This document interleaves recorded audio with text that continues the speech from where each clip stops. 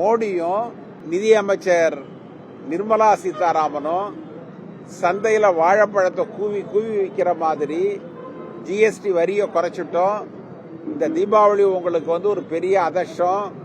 TV விலை குறையுது, உங்களுக்கு ரேடியோ விலை குறையுது, செல்போன் விலை குறையுது, மிக்சி விலை குறையுது, இப்படின்னு ஒரு பெரிய பட்டியலே போட்டுக்கிட்டு இருக்காங்க.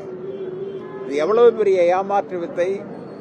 இந்தியாவில் இன்றைக்கு படித்தவர்களுடைய எண்ணிக்கை மிக அதிகமாக இருக்கிறது. சராசரியாக 68% படித்தவர்கள் இருக்கிறார்கள். நீங்க இந்த நாட்டில் போய் இவ்வளவு பெரிய பொய்ய சொல்றீங்களா? அது முறையா?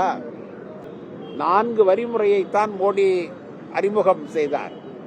இதுல என்ன ஆயிட்டது? வியாபாரிகள் பாதிக்கப்பட்டார்கள், பொதுமக்கள் பாதிக்கப்பட்டார்கள், பொருள்களை உற்பத்தி செய்கிறவர்கள் பாதிக்கப்பட்டார்கள், பொருள்களை விநியோகம் செய்கிறவர்கள் பாதிக்கப்பட்டார்கள்.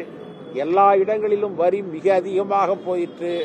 28% வரியெல்லாம் வந்தது. மக்கள் படாத சிரமம் பட்டார்கள். நீங்க 9 ஆண்டுகள்ல 55 லட்சம் கோடி, 1 கோடி 2 கோடி அல்ல, 55 லட்சம் கோடியை நீங்க வரியா வாங்கிட்டீங்க இந்திய மக்களிடமிருந்து. இப்ப இன்றைக்கு தேர்தல் வருதுன்னு கடைசி நேரத்தில் நாங்க ஜிஎஸ்டியை திருத்தி அமைச்சிருக்கிறோம்னா, இவ்வளவு காலம் எதிர்கட்சிகள் ஜிஎஸ்டியை திருத்த வேண்டும் என்று சொன்னார்களே, ஏன் நீங்க செய்யல? இப்ப செஞ்சிருக்கிறதனுடைய நோக்கம் என்ன?